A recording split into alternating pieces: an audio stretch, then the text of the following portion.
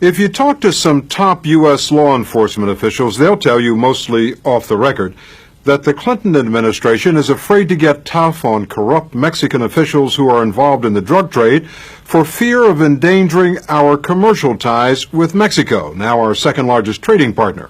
Law enforcement officials cite the example of Operation Casablanca, an undercover investigation that ended 2 years ago and proved that some of the biggest banks in Mexico were helping the drug cartels launder drug profits. Bill Gately, the customs agent who ran Operation Casablanca, says the U.S. government ignored what might have been a golden opportunity to follow the trail of drug corruption to the very top of the Mexican government. You felt that the Mexican government, part of it, was suspect, politically corrupt, that they would protect the drug dealers. And there's a mountain of evidence to prove that they're politically corrupt, and they do protect the drug dealers. Which is why Gately never told the Mexican government who his targets were. Casablanca was run both in Mexico and the United States and used surveillance cameras and hidden microphones to collect evidence against corrupt bankers and drug cartel members. To accomplish this, Gately needed an undercover informant to pose as a money launderer. So he recruited a Colombian who was familiar with the narcotics trade.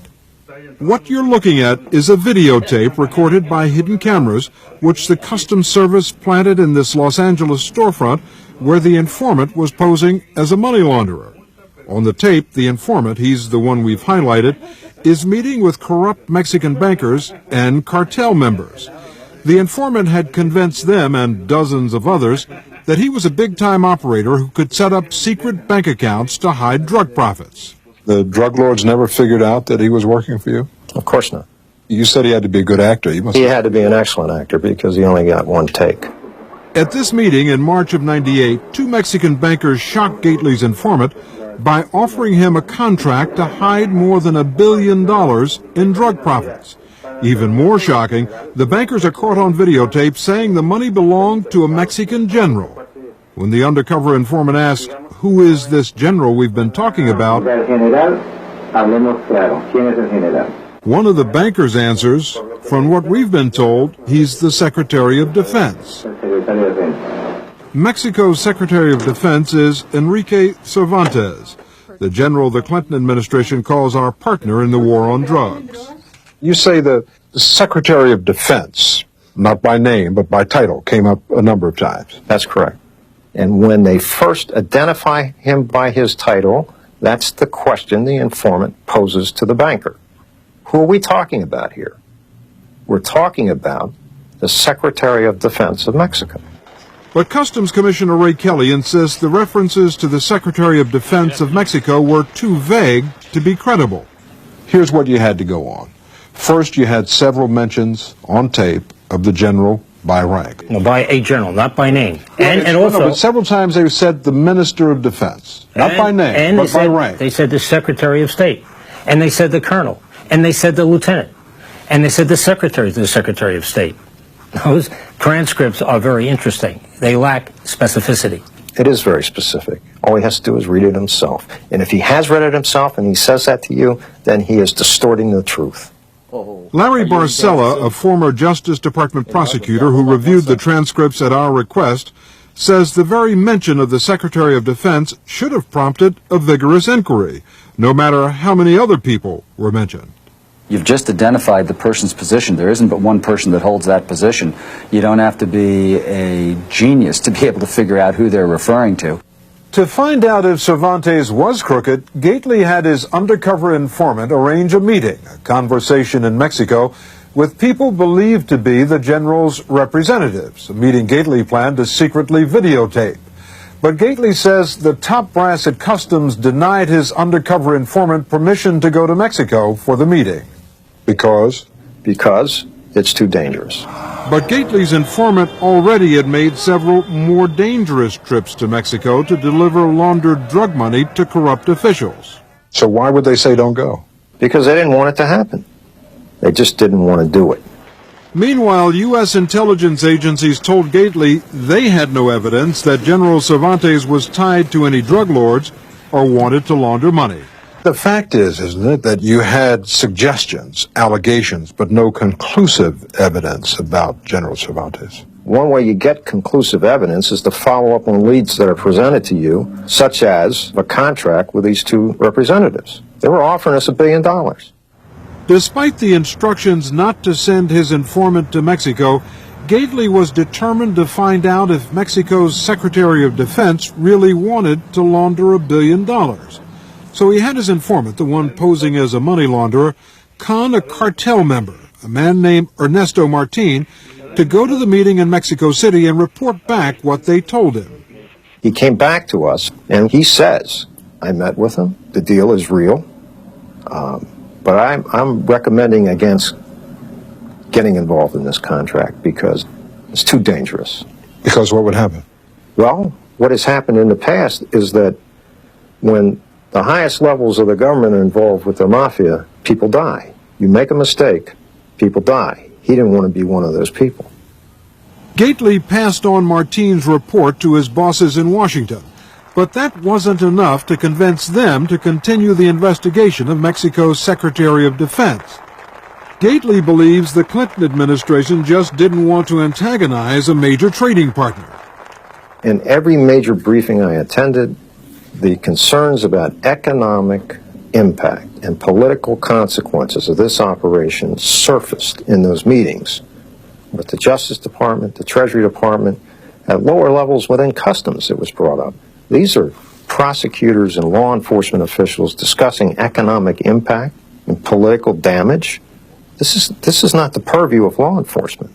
You could say unequivocally that the decision not to continue the operation and to go after these higher-ups was not the result of political pressure. Absolutely. It was not. Absolutely. Categorically, there was no political pressure brought to bear in this investigation. None whatsoever.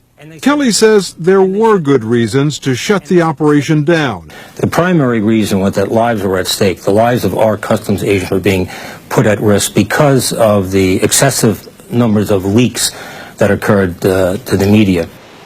In fact, there were leaks. Reporters for the New York Times and ABC News were tipped off to the story long before Operation Casablanca ended. But Gately, Operation Casablanca's field general, says Commissioner Kelly never told him the investigation might have to be closed down because of leaks. And former prosecutor Barcella says in his 16 years working with undercover investigations, it was not unusual for reporters to get wind of clandestine operations. Simply the fact that the media is aware of aspects of an undercover operation is not in and of itself a reason to shut down an undercover operation. In the case of Casablanca, the reporters had agreed to hold the story until the arrests were made. Most good news organizations understand that if they are premature in reporting, they not only ruin a law enforcement operation, but they may put lives in jeopardy. Do you know who was responsible for the leaks? I don't know who's responsible for the leaks. Gately says one of the leaks came from his own boss, John Hensley, who was then the head of customs in Los Angeles and has since retired. An executive producer over at ABC News came to me and told me that John Hensley had leaked it to him. Identifying Operation Casablanca. Oh, none other. Gately reported that to Commissioner Kelly's top aide. Did you take any disciplinary action against Mr. Hensley? No, I didn't.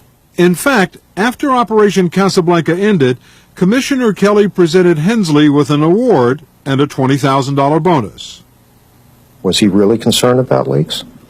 He didn't punish anyone for leaking. He didn't hold them responsible during the leaks, after the operation was shut down, or at any other time.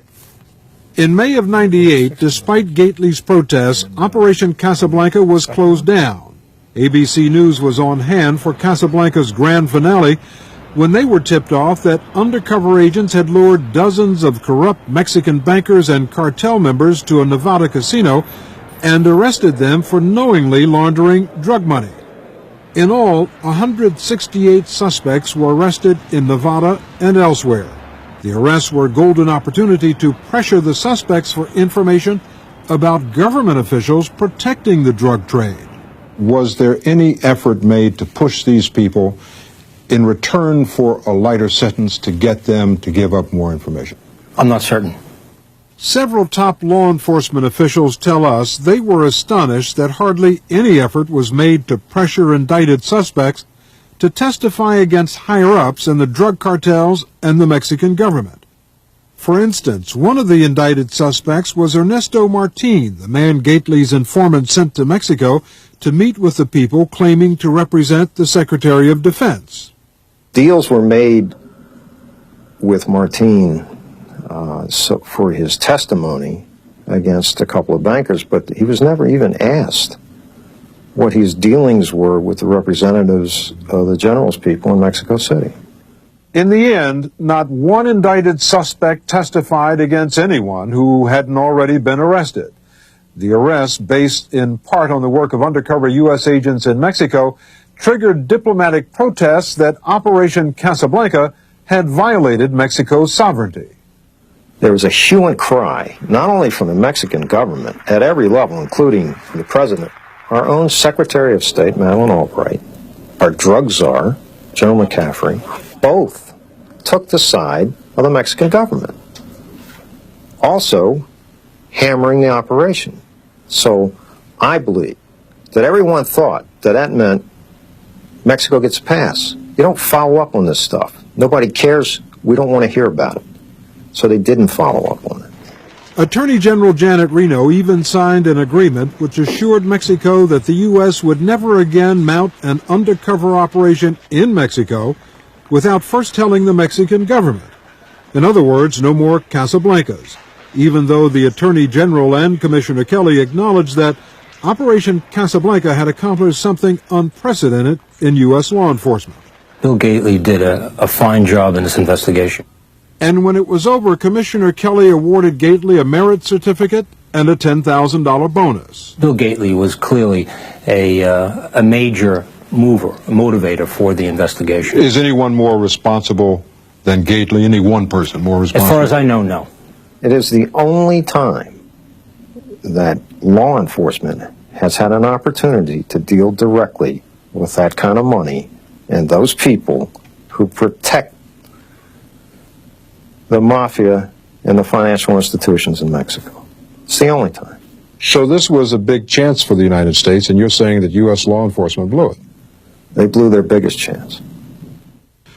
In a letter to us, the Mexican government says the allegations against General Cervantes are unfounded and false, and points to U.S. rejections of those allegations as unsubstantiated and speculative. And even though no one has ever produced evidence that Cervantes is actually involved with narcotics, when Bill Gately became convinced that the U.S. was not going to investigate further, he resigned from the Customs Service.